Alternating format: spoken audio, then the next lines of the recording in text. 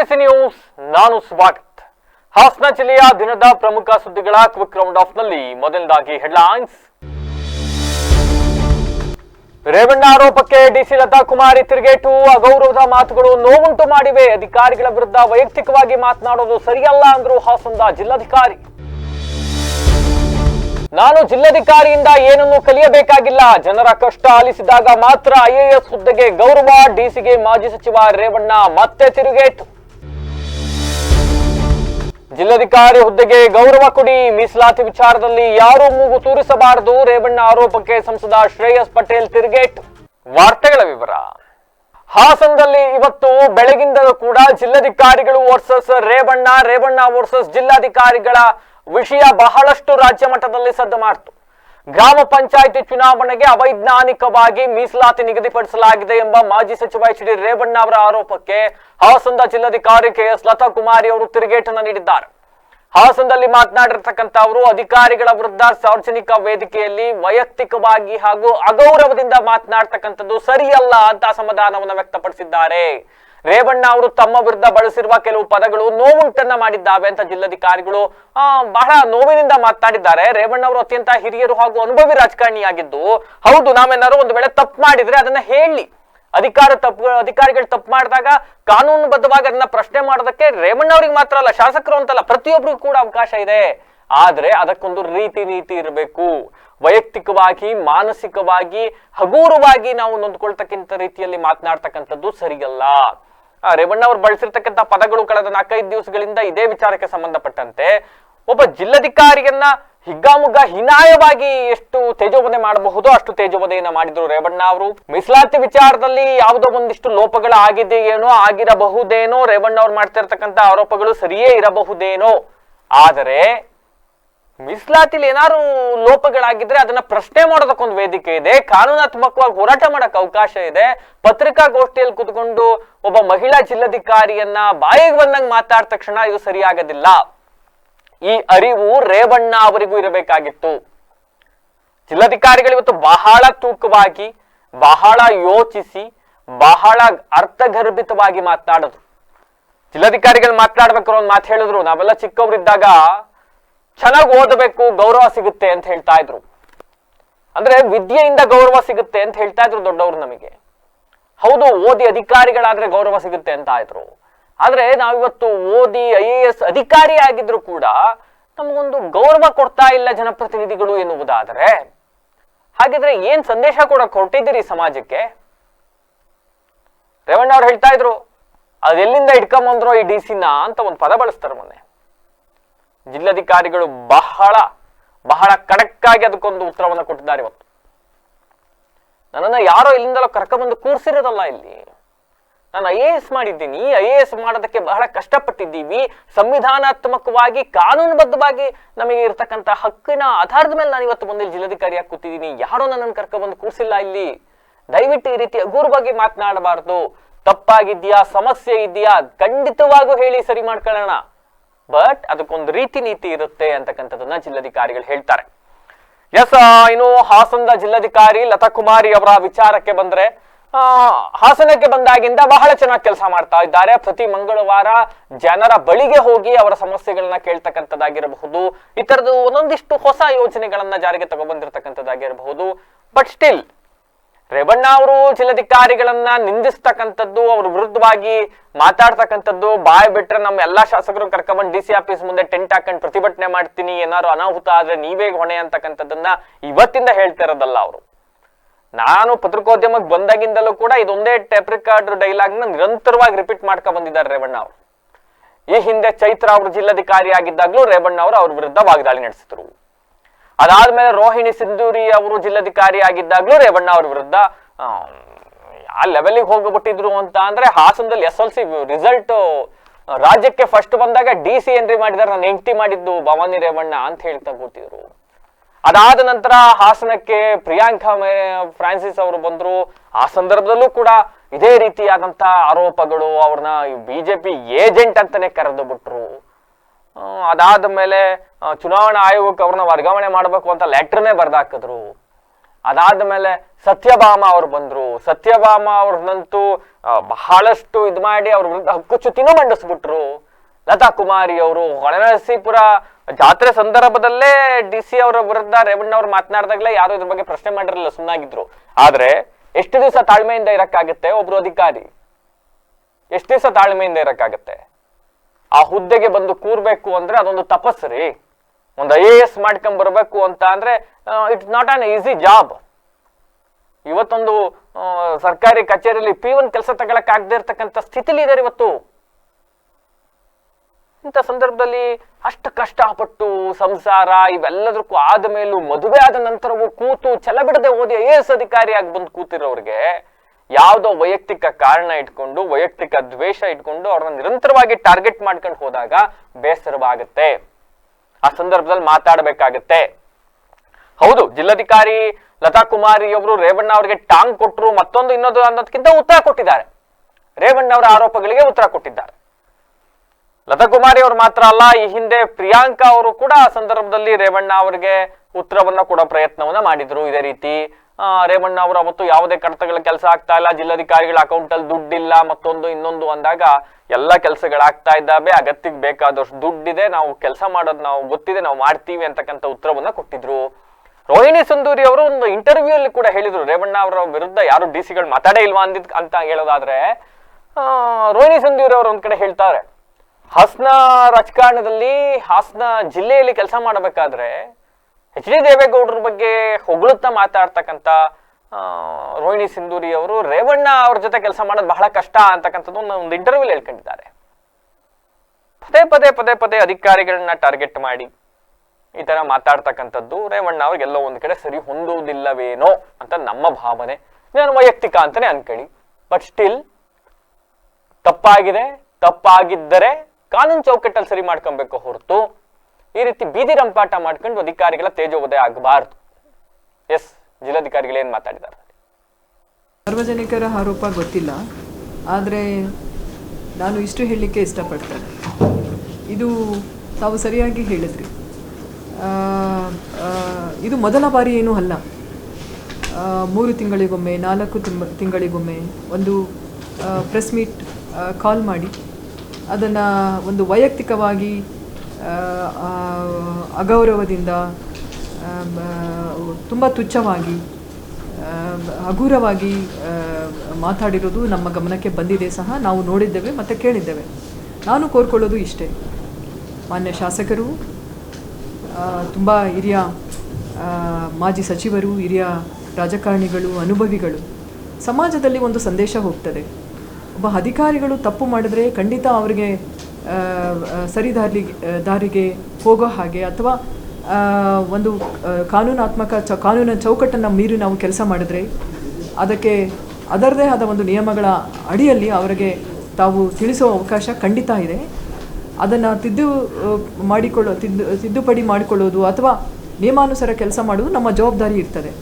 ಅದು ಹೊರತುಪಡಿಸಿ ವೈಯಕ್ತಿಕವಾಗಿ ಮಾನಸಿಕವಾಗಿ ಅಷ್ಟು ಹಗುರವಾಗಿ ಒಬ್ಬ ಅಧಿಕಾರಿ ಬಗ್ಗೆ, ಜಿಲ್ಲಾಧಿಕಾರಿಗಳ ಬಗ್ಗೆ ಮಾತಾಡೋದು ಇದು ಅವರ ಘನತೆಗೆ ನಿಜವಾಗ್ಲೂ ತಕ್ಕದ್ದಲ್ಲ. ಯಾವುದೇ ಅಧಿಕಾರಿ ಇರ್ಬೋದು ಆ ವಿಷಯದಲ್ಲಿ. ನೋಡಿ, ಅಧಿಕಾರಿಗಳು ತಪ್ಪು ಮಾಡಿದರೆ ಅದಕ್ಕೆ ಕಾನೂನಾತ್ಮಕ ಕ್ರಮಗಳನ್ನು ವಹಿಸಲಿಕ್ಕೆ ಎಲ್ಲ ಅವಕಾಶ ಉಂಟು. ದಯವಿಟ್ಟು ಅದನ್ನು ಅವರು ಉಪಯೋಗಿಸಬಹುದು. ಅದು ಬಿಟ್ಟು ವೈಯಕ್ತಿಕ ನೋಡ್ರಿ ಎಂಥ ಶಬ್ದಗಳನ್ನು ಬಳಸಿದ್ದಾರೆ ಅಂದರೆ ನಿಜವಾಗ್ಲೂ ಅದು ತುಂಬಾ ನಮಗೆ ನೋವನ್ನು ಉಂಟು ಮಾಡಿದೆ. ಒಬ್ಬ ಅಧಿಕಾರಿ ನೋಡಿ, ನಾವು ಚಿಕ್ಕವರಿದ್ದಾಗ ಅಂದ್ಕೊಂಡಿದ್ವಿ ಶಿಕ್ಷಣ ಪಡೆದರೆ ಗೌರವ ಕೊಡ್ತಾರೆ ಸಮಾಜದಲ್ಲಿ. ಶಿಕ್ಷಣ ತಗೊಂಡ್ವಿ, ಒಳ್ಳೆ ಉನ್ನತ ಅಧಿಕಾರಿ ಆದರೆ ಗೌರವ ಕೊಡ್ತಾರೆ. ಜಿಲ್ಲಾಧಿಕಾರಿ ಅಂತ ಉನ್ನತ ಅಧಿಕಾರಿ ಸ್ಥಾನದಲ್ಲಿ ಇದ್ರೂ ಸಹ ಅಗೌರವವಾಗಿ ಮಾತಾಡ್ತಾರೆ ಅಂದರೆ ಮತ್ತೆ ಇನ್ನು ಯಾವ ಸ್ಥಾನದಲ್ಲಿ ಇದ್ದರೆ ಗೌರವ ಸಿಗುತ್ತೆ ನಮಗೆ? ನಾವೇನಾದ್ರು ತಪ್ಪು ಮಾಡಿದರೆ ತಿಳಿಸಿ ನಮಗೆ.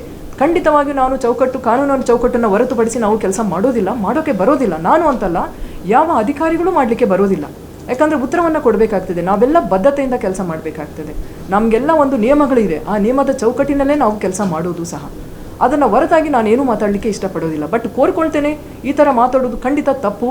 ಯಾಕಂದರೆ ಇದು ಏನಾಗ್ತದೆ, ಒಂದು ಸಂದೇಶ ಏನು ಹೋಗ್ತದೆ, ಒಬ್ಬ ಜಿಲ್ಲಾಧಿಕಾರಿಗಳಿಗೆ ಇಷ್ಟು ಹಗುರವಾಗಿ, ಇಷ್ಟು ಕೆಟ್ಟದಾಗಿ, ಇಷ್ಟು ಕೀಳಮಟ್ಟದಲ್ಲಿ ಎಲ್ಲಿಂದ ಹಿಡ್ಕೊಂಡು ಬಂದಿದ್ದಾರ್ರಿ?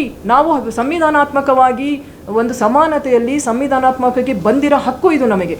ಯಾರು ಬಂದು ನಮ್ಮನ್ನು ಕರೆದು ತಂದು ಇಲ್ಲಿ ಎಲ್ಲಿಂದನೂ ಹಿಡಿದು ಬಂದು ಕೂಡಿಸಿಲ್ಲ ಇಲ್ಲಿ ನಮಗೆ ಈ ಸ್ಥಾನಕ್ಕೆ ಬರುವಾಗ ನಮ್ಮದೇ ಆದ ಒಂದು ಹೋರಾಟ ಇದೆ, ನಮ್ಮದೇ ಆದ ಒಂದು ಸ್ಟ್ರಗಲ್ ಇದೆ. ಅದನ್ನು ಅರ್ಥ ಮಾಡ್ಕೊಳ್ಬೇಕು ಅವರು. ಈ ರೀತಿ ಕೀಳಮಟ್ಟದಲ್ಲಿ ಮಾತಾಡಿದ್ರೆ ಏನು ನೋಡಿ, ನನಗೆ ಎಷ್ಟೋ ಅಧಿಕಾರಿಗಳು ಹೇಳ್ತಾರೆ, ಅವರ ಬಗ್ಗೆ ಭಯ ಬೀಳ್ತಾರೆ ಮಾತಾಡಲಿಕ್ಕೆ, ಬರವಣಿಗೆಯಲ್ಲಿ ಕೊಡಲಿಕ್ಕೆ ಇದು ಮಾಡ್ತಾರೆ. ಒಂದು ಸಾರ್ವಜನಿಕ ವೇದಿಕೆಯಲ್ಲಿ ಒಬ್ಬ ಅಧಿಕಾರಿಯನ್ನು ಅಷ್ಟು ಹೀನಾಯವಾಗಿ ಕೀಳಮಟ್ಟದಲ್ಲಿ ಮಾತಾಡ್ತಾರೆ ಅಂದರೆ ತಪ್ಪು ಅಲ್ಲ ಇದು? ಯಾವ ಮೆಸೇಜ್ ಹೋಗ್ತದೆ ಸಂದೇಶ ಸಮಾಜಕ್ಕೆ? ನಾನು ತಪ್ಪು ಮಾಡಿದ್ದರೆ, ನಮ್ಮ ನಿಯಮಾನುಸಾರ ನಾವು ಮಾಡಿಲ್ಲ ಅಂದರೆ ಅವರಿಗೆ ಖಂಡಿತ ಅಧಿಕಾರ ಇದೆ ಅದನ್ನು ತಿದ್ದಲಿಕ್ಕೆ. ಮತ್ತು ತಿದ್ದಲಿಕ್ಕೆ ಅಲ್ಲ, ಅವರಿಗೆ ಎಲ್ಲ ಕಾನೂನಾತ್ಮಕ ಎಲ್ಲ ಅವಕಾಶಗಳು ಇದೆ. ಯಾಕಂದರೆ ಅವರು ಶಾಸಕರಿದ್ದಾರೆ, ಒಬ್ಬ ಜನಪ್ರತಿನಿಧಿ ಇದ್ದಾರೆ, ಎಷ್ಟೋ ಜನಗಳನ್ನು ಅವರು ರೆಪ್ರೆಸೆಂಟ್ ಮಾಡ್ತಾರೆ. ಬಟ್ ಮೆಸೇಜ್ ಏನು ಹೋಗ್ತದೆ ಇದರಿಂದ? ಫೈನ್, ಜಿಲ್ಲಾಧಿಕಾರಿಗಳು ಇಷ್ಟೆಲ್ಲ ಬಹಳ ತೂಕವಾಗಿ ಮಾತನಾಡಿದ ನಂತರವಾದ್ರೂ ರೇವಣ್ಣ ಅವರು ಸರಿ ಆಗ್ಬಿಟ್ರ ನಾಳಿಂದ ಅಂದ್ರೆ ನೋ. ನಾವಿಟ್ಟಿದ್ದೇ ದಾರಿ, ನಾವ್ ಹೇಳಿದ್ದೆ ಶಾಸನ ಅಂತ ಅನ್ಕಂಡೇ ಬಂದಿರೋ ರೇವಣ್ಣ ಅವ್ರು ಇವತ್ತವರೆಗೂ ಕೂಡ. ಸರಿನೋ ತಪ್ಪೋ ತಾವು ಮಾಡಿದ್ರೆ ಸರಿ ಅಂತ ಬಂಡವಾದ ಮಾಡ್ಕೊಂಡು ಬಂದಿರೋ ರೇವಣ್ಣ ಅವರು ಇವತ್ತು ಕೂಡ ಜಿಲ್ಲಾಧಿಕಾರಿ ಲತಾ ಕುಮಾರಿ ಅವರ ಪತ್ರಿಕಾಗೋಷ್ಠಿಯ ನಂತರ ಮತ್ತೆ ರೇವಣ್ಣ ಅವರು ಜಿಲ್ಲಾಧಿಕಾರಿಗಳಿಗೆ ತಿರುಗೇಟನ್ನು ನೀಡಿದ್ದಾರೆ. ನಾನು ಜಿಲ್ಲಾಧಿಕಾರಿಗಳಿಂದ ಏನನ್ನು ಕಲಿಬೇಕಾಗಿಲ್ಲ, ಭಗವಂತ ಅವ್ರಿಗೆ ಒಳ್ಳೇದು ಮಾಡ್ಲಿ ಅಂತ ರೇವಣ್ಣ ಇವತ್ತು ಕಿಡಿಕಾರರದು ವ್ಯಂಗ್ಯವಾಡಿರ್ತಕ್ಕಂಥದ್ದು. ಜನರು ನನಗೆ ಮತ ಹಾಕಿ ಯಾಕೆ ಆಯ್ಕೆ ಮಾಡಿದ್ದಾರೆ ಎಂಬುದನ್ನು ಅಧಿಕಾರಿಗಳು ಅರ್ಥ ಮಾಡ್ಕೊಳ್ಬೇಕು. ಜನಸಾಮಾನ್ಯರ ಕಷ್ಟಗಳನ್ನ ಆಲಿಸಿ ಅವರ ಸಮಸ್ಯೆಗಳಿಗೆ ಸ್ಪಂದಿಸಿದಾಗ ಮಾತ್ರ IAS ಹುದ್ದೆಗೆ ಗೌರವ ಸಿಗುತ್ತೆ. ನಮಗೆ ಅವರ ಗೌರವ ಬೇಕಿಲ್ಲ, ನಮಗೆ ಅವ್ರ ಗೌರವ ಬೇಕಾಗಿಲ್ಲ. ಅವ್ರ ಹುದ್ದೆಗೆ ಗೌರವ ಸಿಗಬೇಕು ಅಂತ ಅಂದ್ರೆ ಜನರ ಬಳಿಗೆ ಹೋಗಿ ಅವ್ರ ಸಮಸ್ಯೆ ಆಲಿಸ್ಬೇಕು. ತಾವು ಓದಿಲ್ಲ, ಸಾಮಾನ್ಯ ಶಾಸಕ ಅಂತ ಹೇಳಿಕೊಂಡ ರೇವಣ್ಣ ಅವರೇ ನಮಗೆ ಓದಿ ತಿಳಿಸ್ಲಿ, ನಾನು ಜಿಲ್ಲಾಧಿಕಾರಿಯಿಂದ ಏನನ್ನು ಕಲಿಬೇಕಾಗಿಲ್ಲ ಅಂತ ವ್ಯಂಗ್ಯವಾಡಿದ್ದಾರೆ. ಅಧಿಕಾರಿಗಳು, ಜನಪ್ರತಿನಿಧಿಗಳು ಹಾಗೂ ಸಾರ್ವಜನಿಕರ ಸಮಸ್ಯೆಗಳಿಗೆ ಸ್ಪಂದಿಸುವ ರೀತಿಯ ಬಗ್ಗೆಯೂ ಕೂಡ ಅವರು ಅಸಮಾಧಾನವನ್ನು ವ್ಯಕ್ತಪಡಿಸಿದ್ದಾರೆ ಜಿಲ್ಲಾಧಿಕಾರಿಗಳ ವಿರುದ್ಧ. ಇದೇ ವೇಳೆ ಹಾಸನಾಂಬ ಜಾತ್ರಾ ಮಹೋತ್ಸವದ ವಿಚಾರದಲ್ಲೂ ಕೂಡ ಜಿಲ್ಲಾಧಿಕಾರಿಗಳ ವಿರುದ್ಧ ಅಸಮಾಧಾನ ವ್ಯಕ್ತಪಡಿಸಿದ್ದಾರೆ ರೇವಣ್ಣ ಅವರು. ಕಳೆದ ಬಾರಿ ಮೀಟಿಂಗ್ ನಾನು ಕರೀಲಿಲ್ಲ, ನಾನು ಫೋನ್ ಮಾಡ್ರೆ ಎತ್ತದಿಲ್ಲ, ನಮ್ಗೊಂದು ಇನ್ವಿಟೇಷನ್ ಕೊಡ್ಲಿಲ್ಲ, ಹಾಸನಾಂಬ ಜಾತ್ರಾ ಮಹೋತ್ಸವದ ಬಗ್ಗೆ ನಮಗೆ ಒಂದು ಮಾತು ಕೂಡ ಹೇಳಲಿಲ್ಲ, ಈ ಬಾರಿ ನಾನು ಹಾಸನಾಂಬ ದೇವಸ್ಥಾನ ಜಾತ್ರೆಗೆ ಹೋಗೋದಿಲ್ಲ ಅಂತ ಹೇಳ್ಬಿಟ್ಟಿದ್ದಾರೆ ರೇವಣ್ಣ ಅವರು. ಇನ್ನು ಗ್ರಾಮ ಪಂಚಾಯತಿ ಮೀಸಲಾತಿಯಲ್ಲಿ ಯಾರಿಗಾದ್ರೂ ಅನ್ಯಾಯವಾಗಿದ್ರೆ ಅಥವಾ ತೊಂದರೆ ಆಗಿದ್ರೆ ಅವರ ಅರ್ಜಿಯನ್ನು ಸಂಗ್ರಹಿಸಿ ಪರಿಹಾರಕ್ಕೆ ಮುಂದಾಗುವುದಾಗಿ ರೇವಣ್ಣ ಅವರು ಇದೇ ವೇಳೆ ತಿಳಿಸಿದ್ದಾರೆ. ಮುಂದಿನ ಶುಕ್ರವಾರದೊಳಗೆ ರಾಜ್ಯದ 8 ತಾಲೂಕುಗಳ ಮಾಜಿ ಸಚಿವರು ಹಾಗೂ ಮಾಜಿ ಶಾಸಕರು ಒಂದಾಗಿ ಮೀಸಲಾತಿಯಿಂದ ನೋವಿಗೆ ಒಳಗಾದವರ ಅರ್ಜಿಯನ್ನ ತಾಲೂಕುವಾರು ಸಂಗ್ರಹಿಸಿ ಅದನ್ನ ಸಲ್ಲಿಸ್ತೀವಿ, ಕಾನೂನುಬದ್ಧವಾಗಿ ನಮಗೆ ಅವಕಾಶ ಇದೆ, ಹೋರಾಟ ಮಾಡ್ತೀವಿ ಅಂತ ಹೇಳಿದ್ದಾರೆ. ಫೈನ್, ಕಾನೂನು ಪ್ರಕಾರವಾಗಿ ಹೋರಾಟ ಮಾಡಿ. ಬಟ್ ರೇವಣ್ಣ ಅವ್ರೇನ್ ಗೊತ್ತಾ, ಹಾಸನ ಜಿಲ್ಲೆಯ ಅಭಿವೃದ್ಧಿ ವಿಚಾರದಲ್ಲಿ ರೇವಣ್ಣ ಅವರು ಅಭಿವೃದ್ಧಿಯ ರಾಕ್ಷಸ ಅಂತ ಕರಿಬಹುದು ಅವ್ರನ್ನ. ಅಭಿವೃದ್ಧಿ ಅಂತ ಅಂದ್ರೆ ರೇವಣ್ಣ ಅಂದ್ರೆ ಅಭಿವೃದ್ಧಿ, ಎಲ್ಲನೂ ಮಾಡ್ತಾರೆ. ಹಾಸನ ಜಿಲ್ಲೆ ಅಂತ ಅಂದ್ರೆ ರೇವಣ್ಣ ಅವರಿಗಿರೋ ಸೆಂಟಿಮೆಂಟ್ ಬೇರೆ ಯಾರ ರಾಜಕಾರಣಿಗೂ ಕಾಣೋದಿಲ್ಲ. ರೇವಣ್ಣ ಅವರು ತಮ್ಮ ವೈಯಕ್ತಿಕವಾಗಿ ಯಾವುದೇ ಇನ್ಸ್ಟಿಟ್ಯೂಟ್ ಮಾಡಲಿಲ್ಲ, ಬಟ್ ಹೊಳೆನರಸೀಪುರ ವಿಧಾನಸಭಾ ಕ್ಷೇತ್ರದಲ್ಲಿ ಇಡೀ ರಾಜ್ಯದಲ್ಲಿ ಎಷ್ಟು ಕಾಲೇಜ್ ಇದಾವೋ ಅಷ್ಟು ಕಾಲೇಜ್ನ ತಗೊಂಡ್ಬಂದು ಹೊಳೆನರಸೀಪುರದಲ್ಲಿ ಇಟ್ಕೊಂಡಿದ್ದಾರೆ. ಹಾಸನ ಜಿಲ್ಲೆಗೆ ಏಷ್ಯಾದಲ್ಲೇ 2ನೇ ಅತಿ ದೊಡ್ಡ ಬಸ್ ಸ್ಟ್ಯಾಂಡ್ ಕೊಟ್ಟಿದ್ದಾರೆ, ಹಾಸನಕ್ಕೆ ಹೈಟೆಕ್ ಹಾಸ್ಪಿಟಲ್ ಕೊಟ್ಟಿದ್ದಾರೆ, ಎಲ್ಲ ಸೌಲಭ್ಯ ಕೊಟ್ಟಿದ್ದಾರೆ, ಎಲ್ಲನೂ ಮಾಡಿದ್ದಾರೆ. ಹಾಸನದಲ್ಲಿ ಇಂಥ ಕಾಲೇಜ್ ಇಲ್ಲ ಅನ್ನಂಗಿಲ್ಲ, ಇಂಥ ಕಟ್ಟಡ ಇಲ್ಲ ಅನ್ನಂಗಿಲ್ಲ, ಇಂಥದಿಲ್ಲ ಅನ್ನಂಗಿಲ್ಲ. ಬಟ್ ರೇವಣ್ಣ ಅವ್ರ ಸಮಸ್ಯೆ ಏನು, ರೇವಣ್ಣ ಅವ್ರು ಹೇಳ್ದಂಗೆ ಎಲ್ಲವೂ ನಡೆದು ಬಿಡಬೇಕು. ಯಾವಾಗ ಅಧಿಕಾರಿಗಳು ರೇವಣ್ಣ ಅವ್ರು ಸರಿ ಹೇಳ್ತಾರೋ ತಪ್ಪು ಹೇಳ್ತಾರೋ ಅದನ್ನ ಕೇಳಬೇಕು, ಕೇಳಲಿಲ್ವೋ ಅವ್ರನ್ನ ಟಾರ್ಗೆಟ್ ಮಾಡಕ್ ಸ್ಟಾರ್ಟ್ ಮಾಡ್ಬಿಟ್ಟಿರ್ತಾರೆ. ಒಂದ್ಸಲಿ ರೇವಣ್ಣ ಅವ್ರು ಟಾರ್ಗೆಟ್ ಮಾಡಕ್ ಸ್ಟಾರ್ಟ್ ಮಾಡಿದ್ರೆ ಪ್ರತಿ ವಿಚಾರದಲ್ಲೂ ಅದನ್ನ ಒತ್ತಿ ಒತ್ತಿ ಒತ್ತಿ ಒತ್ತಿ ಒತ್ತಿ ಒತ್ತಿ ಅವ್ರ ವರ್ಗಾವಣೆಯಾಗಿ ಹೋಗಬೇಕು, ಇಲ್ಲ ಸರ್ಕಾರ ಮಾಡ್ಬೇಕು, ಇಲ್ಲ ಅವರೇ ಬೇಜಾರಾಗಿ ವರ್ಗಾವಣೆ ಬರ್ಸ್ಕೊಂಡು ಹೋಗ್ಬಿಡ್ಬೇಕು. ಅಲ್ಲಿವರೆಗೂ ಕೂಡ ಅವ್ರನ್ನ ಟಾರ್ಗೆಟ್ ಮಾಡ್ತಾರೆ. ಜಿಲ್ಲಾಧಿಕಾರಿಗಳ ವಿಚಾರದಲ್ಲೂ ಆಗಿರುತ್ತದೆ. ಎಸ್, ರೇವಣ್ಣ ಅವ್ರು ಏನ್ ಮಾತಾಡಿದ್ದಾರೆ? ಪಾಪ ಅವ್ರು IAS ಓದಿರೋರು, ನಾವು ಸಣ್ಣದಾಗಿ ಓದಿರೋ ಸ್ವಾಮಿ. ನಾನು IAS ಮಾಡಿಲ್ಲ ಗುರುಗಳೇ, ಗ್ರ್ಯಾಜುಯೇಷನ್ ಇಲ್ಲ ನಮ್ಮಲ್ಲಿ. ಅದು ಎಲ್ಲಿ ಹೇಳಬೇಕು ಅಲ್ಲಿ ಹೇಳ್ತೀನಿ. ಯಾರ ಮುಂದೆ ನಾನು ವಿಧಾನಸಭೆಯಲ್ಲಿ ಕೆಲಸ ಮಾಡಿದ್ದೀನಿ, ನನ್ನ ಕೈಲಿ ಏನೇನು ನಡೀತಾ ಇದೆ ಗೊತ್ತಿದೆ. ಇದೇನು ಜಾಸ್ತಿ ನಮ್ಮ ಜಿಲ್ಲೆದು ಉದ್ದೇಶ ಏನು, ಆ ಮೇಡಮ್ನ ನನಗೆ ಕೊಡೋದು ಬೇಡ, ಬಡವರಿಗೆ ಕೊಡಿ. ನಾನೇನು ಈ ತಪ್ಪ ಕೆಲವು ಟೈಮ್ ಹೇಳ್ತೀನಿ, ಸ್ಕೂಟ್ರಲ್ಲಿ ಹೋಗ್ಬೇಡಿ ಮೇಡಮ್, ಯಾಕೆ ಬೇಕು, ಕಾರಿಲ್ವಾ, ಹೋಗಿ ಬಡವ್ರು ವಿಚಾರಿಸಿ, ಹಳ್ಳಿಗೆ ಹೋಗಿ ವಿಲೇಜ್ ಅಕೌಂಟೆಂಟ್ ಹತ್ರ ಹೋಗಿ ಎಷ್ಟಿದೆ ನಿನ್ನ ಹತ್ರ ಕಡ್ತಾ, ಖಾತೆ ಆಗೋದು ಎಷ್ಟೋ ಇಷ್ಟೇ, 1 to 5 ಎಷ್ಟೈತೆ ಬರಲಿ ನನ್ನ ಎದುರುಗಡೆ 40 ವರ್ಷ ಅವ್ರದ್ದೇ ಹೇಳೋದು. ಯಾವ ಇಲಾಖೆಯಲ್ಲಿ ಯಾವ ಕಡತ ಪೆಂಡಿಂಗ್ ಇದೆ, ಯಾವ ಏನು ಪೆಂಡಿಂಗ್ ಇದೆ ಅನ್ನೋದು ಕೊಡ್ಲಿ ರೈಟಿಂಗಲ್ಲಿ. ನಾನು ತಡೆಯ, ನಾನು ಹೇಳೋದು ಈಗ ನಿಮ್ಮ ಎದುರುಗಡೆ ಹೇಳ್ತಾ ಇದ್ದೀನಿ. ಒಂದೊಂದು ವಿಲೇಜ್ ಅಕೌಂಟೆಂಟ್ ಹತ್ರ 40 ವರ್ಷ ಆದ್ರೂ ಖಾತೆ ಹೇಗೆ ಆಗಿಲ್ಲ, 1 to 5 ಯಾಕಾಗಿಲ್ಲ, ಸರ್ವೇಯರ್ ತಪ್ಪು. ಇವರೇ ಇಲ್ಲಿ ಎಷ್ಟು ದಿನದಿಂದ ಕೊಟ್ಟರೆ ಹೇಳೋಕ್ಕೆ ನನಗೆ ನಾನು ಮನೆ ದಿವಸ ಕೂತ್ನಲ್ಲ, ನಾನೇನು ಹೇಳಿದೆ, ಮನವಿ ಮಾಡಿದ್ದೀನಿ. ಮನೆ ದಿವಸ ನಿಮ್ಮ ಎದುರುಗಡೆ ಎಲ್ಲ ಏನು ಹೇಳಿದ್ದಪ್ಪ, ಕೂತ್ಕೊಂಡು ಸರಿಪಡಿಸಿ ಕಾನೂನು ರೀತಿ ಮಾಡಿ. ನನಗೇನು ವೈಲೇಷನ್, ನಾನು ಹಗುರವಾಗಿ ನನಗೂ ಗೊತ್ತಿದೆ ಅವ್ರು ಹೆಂಗೆ ನಡ್ಕೊತಾರೆ ಅನ್ನೋದು ಗೊತ್ತಿದೆ. ನಮ್ಮ ಮುಂದೆ ಹಗುರವಾಗಿ ಕಂಡಾಗ ನಾವು ಯಾವ ರೀತಿ ಕಾಡಬೇಕು. ನಾನು ಈ ರಾಜ್ಯದಲ್ಲಿ 30 ವರ್ಷ 25 ವರ್ಷ 30 ವರ್ಷ ಶಾಸಕನಾಗಿ ಕೆಲಸ ಮಾಡಿದ್ದೀನಿ, ಜಿಲ್ಲಾ ಪರಿಷತ್ ಮೆಂಬರಾಗಿ ಕೆಲಸ ಮಾಡಿದ್ದೀನಿ. ಈ ಜಿಲ್ಲಾಧಿಕಾರಿಗಳಿಂದ ಕಲಿಬೇಕಾಗಿಲ್ಲ ನಾನು. ಪಾಪ ಅವ್ರ ದೇವ್ರು ಒಳ್ಳೇದು ಮಾಡಲಿ. ನಮ್ಮನ್ನ ಯಾವ ರೀತಿ ನಡ್ಕೊಂಡ್ರು. ನಂದು ಆಸ್ತಂಭ ಇತ್ತಲ್ರಿ, ನನಗೊಂದು ಫೋನ್ ಮಾಡಿ ಕರ್ಟೆಸಿಗೆ ಕರೆದ್ರೇನ್ರಿ. ನಾನು ಮಂತ್ರಿ ಇದ್ದಲ್ಲಿ ಕರ್ಟೆಸಿಗೆ ಕರೆದವ್ರೀ. ನಾನು ಈ ಸಾರಿ ನಾನು ಆಸ್ತಂಭಕ್ಕೆ ಹೋಗೋದೇ ಇಲ್ಲ. ಯಾಕೆ ನಾನು ಹೋಗಬೇಕು? ಬೇಡ. ಕರ್ಟೆಸಿಗೆ ಒಬ್ಬ ಇನ್ನು ಈ ಪ್ರಹಸನ ಹೀಗೆ ಮುಂದುವರಿತು. ಗ್ರಾಮ ಪಂಚಾಯಿತಿ ಮೀಸಲಾತಿ ಕುರಿತು ಮಾಜಿ ಸಚಿವ ಎಚ್ ಡಿ ರೇವಣ್ಣ ಅವರ ಆರೋಪದ ವಿಚಾರವಾಗಿ ಹಾಸನದಲ್ಲಿ ಸಂಸದ ಶ್ರೇಯಸ್ ಪಟೇಲ್ ಪ್ರತಿಕ್ರಿಯೆಯನ್ನು ನೀಡಿದ್ದಾರೆ. ಮೀಸಲಾತಿ ನಿಗದಿ ಮಾಡುವುದು ಸಂಪೂರ್ಣವಾಗಿ ಚುನಾವಣಾ ಆಯೋಗ ವ್ಯಾಪ್ತಿಗೆ ಒಳಪಡುವ ವಿಚಾರವಾಗಿದ್ದು, ಈ ವಿಚಾರದಲ್ಲಿ ಯಾರೂ ಕೂಡ ಮೂಗು ತೂರಿಸಬಾರದು ಅಂತ ಹೇಳಿದ್ರು. ಮೀಸಲಾತಿ ನಿಗದಿ ಪ್ರಕ್ರಿಯೆಯಲ್ಲಿ ಅಧಿಕಾರಿಗಳ ಮೈಯೆಲ್ಲ ಕಣ್ಣಾಗಿ ಕರ್ತವ್ಯವನ್ನು ನಿರ್ವಹಿಸಬೇಕು. ಕಾನೂನುಬದ್ಧವಾಗಿ ಮೀಸಲಾತಿ ನಿಗದಿಯಾಗಿಲ್ಲ ಎಂಬ ಆರೋಪಗಳಿದ್ರೆ ಸಂಬಂಧಪಟ್ಟವರು ಅಹವಾಲು ಸಲ್ಲಿಸಿ. ಜಿಲ್ಲಾಧಿಕಾರಿ ಹಾಗೂ ಚುನಾವಣಾ ಆಯೋಗ ಪ್ರಾಮಾಣಿಕವಾಗಿ ಕೆಲಸ ಮಾಡಿದ್ದಾರೆ ಅಂತಕ್ಕಂಥ ವಿಶ್ವಾಸ ಇದೆ. ಜನರಿಗೆ ತಪ್ಪು ಮಾಹಿತಿ ನೀಡೋದನ್ನ ಕಡಿಮೆ ಮಾಡಬೇಕು. ಮೀಸಲಾತಿ ವಿಚಾರದಲ್ಲಿ ಹೊಣಸಿಪುರ ಶಾಸಕರೇ ಅವರೇ ಮೂಗು ತೂರಿಸ್ತಾ ಇದ್ದಾರೆ ಅಂತಕ್ಕಂಥ ಭಾವನೆ ಮೂಡ್ತಾ ಇದೆ ಅಂತ ಸಂಸದರು ಇದೇ ವೇಳೆಯಲ್ಲಿ ಹೇಳಿದ್ರು. ಇನ್ನು ರೇವಣ್ಣ ಅವರು ಹಿರಿಯ ಹಾಗೂ ಅನುಭವಿ ರಾಜಕಾರಣಿಗಳಾಗಿದ್ದು ಜಿಲ್ಲಾಧಿಕಾರಿ ಹುದ್ದೆಗೆ ಗೌರವ ನೀಡಬೇಕು. ಅದರಲ್ಲೂ ಜಿಲ್ಲಾಧಿಕಾರಿ ಮಹಿಳೆ ಆಗಿರ್ಬೇಕಾದ ಸಂದರ್ಭದಲ್ಲಿ ಅವರಿಗೆ ಗೌರವದಿಂದ ಮಾತನಾಡಬೇಕು. ಹಿಂದಿನ ಜಿಲ್ಲಾಧಿಕಾರಿ ಹಾಗೂ ಪೊಲೀಸ್ ವರಿಷ್ಠಾಧಿಕಾರಿಗಳ ಬಗ್ಗೆ ಕೂಡ ಇದೇ ರೀತಿಯಲ್ಲಿ ಮಾತನಾಡತಕ್ಕಂಥ ಉದಾಹರಣೆಗಳಿದ್ದಾವೆ. ಮಹಿಳಾ ಅಧಿಕಾರಿಗಳ ಬಗ್ಗೆ ಇಂತಹ ರೀತಿಯ ಹೇಳಿಕೆಗಳು ಸರಿಯಲ್ಲ. ಕನಿಷ್ಠ ಗೌರವವನ್ನಾದರೂ ನೀಡಬೇಕು. ಇಲ್ದಿದ್ರೆ ಜನರೇ ಇದನ್ನ ತೀರ್ಮಾನ ಮಾಡ್ತಾರೆ ಮುಂದಿನ ದಿವಸಗಳಲ್ಲಿ. ಇನ್ನಾದ್ರೂ ಅಧಿಕಾರಿಗಳಿಗೆ ಗೌರವ ನೀಡೋದನ್ನ ಶಾಸಕರು ಕಲೀಲಿ. ಜಿಲ್ಲಾಧಿಕಾರಿ ಬಗ್ಗೆ ಅಸಂಬದ್ಧವಾಗಿ ಮಾತನಾಡೋದನ್ನ ನಾನು ಕೂಡ ಸಹಿಸೋದಿಲ್ಲ, ಇದನ್ನ ಖಂಡಿಸ್ತೀನಿ ಅಂತ ಶ್ರೇಯಸ್ ಪಟೇಲ್ ಹೇಳಿದ್ದಾರೆ. ಚುನಾವಣಾ ಆಯೋಗ ಮಾಡುವಂಥ ಕೆಲಸ ನಾವು ಯಾರೇ ಆಗಿರ್ಬೋದು, ಇದರಲ್ಲಿ ನಾವು ಮೂಗು ತೂರಿಸೋದು ಅಪರಾಧ. ಜೊತೆಗೆ ಅದು ಸಂವಿಧಾನ ಬಾಹಿರ. ಹಾಗಾಗಿ ಇದನ್ನ ಜಿಲ್ಲಾಧಿಕಾರಿಗಳು ಇರ್ತಾರೆ, ಜಿಲ್ಲಾಧಿಕಾರಿಗಳೇ ಚುನಾವಣಾಧಿಕಾರಿ ಇರ್ತಾರೆ. ಹಾಗಾಗಿ ಅವರು ಏನೊಂದು ಮಾಡಿ ಮೊನ್ನೆ ರಾಜ್ಯಪತ್ರನೂ ಆಗಿದೆ. ನಾನು ರಾಜ್ಯಪತ್ರಗಳಲ್ಲಿ ಜಿಲ್ಲೆದೆಲ್ಲ ಸುಮಾರು ನಾನು ನೋಡಿದೆ ಏನೇನಾಗಿದೆ ಅಂತ. ಕಾನೂನಲ್ಲಿ ಏನೇನಿದೆ, ಕಾನೂನು ವ್ಯಾಪ್ತಿಯಲ್ಲಿ ಏನೇನಿದೆ ಅದನ್ನ ಮಾಡಿದ್ದಾರೆ ಅಂತ ನಾನು ಭಾವಿಸ್ತೀನಿ. ಅದೇ ರೀತಿ ಅವರು ಕಾನೂನುಬದ್ಧವಾಗಿ ಮಾಡಿಲ್ಲ ಅಂತ ಹೇಳಿದ್ರೆ ಅವರು ಏನು ಅವರ ಅಹವಾಲುಗಳನ್ನ ಕೊಡಲಿ, ಜಿಲ್ಲಾಧಿಕಾರಿಗಳ ಜೊತೆ ಚರ್ಚಿಸಲಿ. ಆ ಥರ ಏನಾದ್ರು ಚರ್ಚೆಯಲ್ಲಿ ಎಲ್ಲ ಸಮಸ್ಯೆಗಳಿದ್ರೆ ಕೂತ್ಕೊಂಡು ಚರ್ಚೆ ಮಾಡ್ಬೋದು. ಇಲ್ಲ ನನಗದ್ರ ಬಗ್ಗೆ ಮಾಹಿತಿ ಇಲ್ಲ. ನನಗನ್ಸುತ್ತೆ ಜಿಲ್ಲಾಧಿಕಾರಿಗಳು ಈ ವಿಷಯದಲ್ಲಿ, ಜಿಲ್ಲಾಧಿಕಾರಿಗಳು ಆಗಿರ್ಬೋದು, ಚುನಾವಣಾ ಸೆಕ್ಷನ್ ಆಗಿರ್ಬೋದು, ಪ್ರಾಮಾಣಿಕವಾಗಿ ಇದ್ರಲ್ಲಿ ಕೆಲಸ ಮಾಡಿರೋದು ನಾನು ಭಾವಿಸ್ತೀನಿ. ಯಾಕಂದರೆ ಇದು ಎಲೆಕ್ಷನ್, ಇದು ಚುನಾವಣಾ ಸಂಬಂಧ ಆಗಿರೋದ್ರಿಂದ ಯಾರೇ ಆಗಿರ್ಬೋದು ಇದು ಶಿಸ್ತಾಗಿ ಮಾಡಬೇಕಾಗ್ತದೆ. ಮತ್ತು ಮೈಯೆಲ್ಲ ಕಣ್ಣಿದ್ದು ಮಾಡಬೇಕಾಗ್ತದೆ. ಅಷ್ಟು ಸುಲಭವಾಗಿ ಯಾರೂ ಚುನಾವಣಾ ಆಯೋಗದಿಂದ ತಪ್ಪಿಸ್ಕೊಳಕ್ಕಾಗಲ್ಲ. ಹಾಗಾಗಿ ಅವ್ರು ಮಾಡಿದ್ದಾರೆ ಅಂತ ಭಾವಿಸಿ ಇವ್ರದ್ದು ಯಾವುದೋ ಒಂದು ಏನೋ ಆಗಿಲ್ಲದೆ ಇರೋದಕ್ಕೆ ಸುಮ್ಮನೆ ಬಿಂಬಿಸೋದು, ಜನರಲ್ಲಿ ತಪ್ಪು ಮಾಹಿತಿ ಕೊಡೋದು, ಅದನ್ನೆಲ್ಲ ಕಡಿಮೆ ಮಾಡಬೇಕು ವಿರೋಧ ಪಕ್ಷದವರು.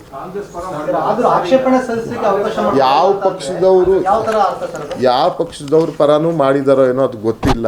ಯಾರ ಪಕ್ಷದವ್ರ ಪರ ಮಾಡಲಿಕ್ಕೆ ಇದು ಗ್ರಾಮ ಪಂಚಾಯತಿ ಚುನಾವಣೆ. ಬೇಸಿಕಲಿ ಗ್ರಾಮ ಪಂಚಾಯತ್ ಚುನಾವಣೆ it is of conducted without any symbol. ನಿಮ್ಗೆ ಅದು ಮಾಹಿತಿ ಇರಬೇಕು. ಯಾವುದೇ ರೀತಿಯ ಸಿಂಬಲ್ ಇಲ್ಲದೆ ನಡೆಯುವಂಥ ಚುನಾವಣೆ ಇದು. ಪಕ್ಷದ ಯಾವುದೇ ರೀತಿ ಬೆಂಬಲ ಇಲ್ಲದೆ ನಡೆಯುವಂಥ ಚುನಾವಣೆ. ಅಲ್ಲಿಗೆ ಯಾಕೆ ಯಾವ ರಾಜಕೀಯ ಪಕ್ಷದವರು ಮಾಡ್ತಾರೆ? ಮೋಸ್ಟ್ಲಿ ಅವರೇ ಇದಕ್ಕೆ ಇಂಟರ್ಫಿಯರ್ ಆಗಿದ್ದಾರೆ ಅಂತ ನಾನು ಭಾವಿಸ್ತೀನಿ. ಈಗ ಮತ್ತೊಮ್ಮೆ ಹೆಡ್ಲೈನ್ಸ್. ರೇವಣ್ಣ ಆರೋಪಕ್ಕೆ ಡಿಸಿ ಲತಾ ಕುಮಾರಿ ತಿರುಗೇಟು. ಅಗೌರವದ ಮಾತುಗಳು ನೋವುಂಟು ಮಾಡಿವೆ. ಅಧಿಕಾರಿಗಳ ವಿರುದ್ಧ ವೈಯಕ್ತಿಕವಾಗಿ ಮಾತನಾಡೋದು ಸರಿಯಲ್ಲ ಅಂದ್ರು ಹಾಸನದ ಜಿಲ್ಲಾಧಿಕಾರಿ. ನಾನು ಜಿಲ್ಲಾಧಿಕಾರಿಯಿಂದ ಏನನ್ನೂ ಕಲಿಯಬೇಕಾಗಿಲ್ಲ. ಜನರ ಕಷ್ಟ ಆಲಿಸಿದಾಗ ಮಾತ್ರ ಐಎಎಸ್ ಹುದ್ದೆಗೆ ಗೌರವ. ಡಿಸಿಗೆ ಮಾಜಿ ಸಚಿವ ರೇವಣ್ಣ ಮತ್ತೆ ತಿರುಗೇಟು. ಜಿಲ್ಲಾಧಿಕಾರಿ ಹುದ್ದೆಗೆ ಗೌರವ ಕೊಡಿ. ಮೀಸಲಾತಿ ವಿಚಾರದಲ್ಲಿ ಯಾರೂ ಮೂಗು ತೂರಿಸಬಾರದು. ರೇವಣ್ಣ ಆರೋಪಕ್ಕೆ ಸಂಸದ ಶ್ರೇಯಸ್ ಪಟೇಲ್ ತಿರುಗೇಟು. ಇದಾಗಿ ಇವತ್ತಿನ ವಿಶೇಷ. ನಿರಂತರ ಸುದ್ದಿಗಾಗಿ ನೋಡ್ತಾರೆ ಬಿಬಿಸಿ ಟಿವಿ. ಸತ್ಯದ ಕಡೆ ನಮ್ಮ ನಡೆ.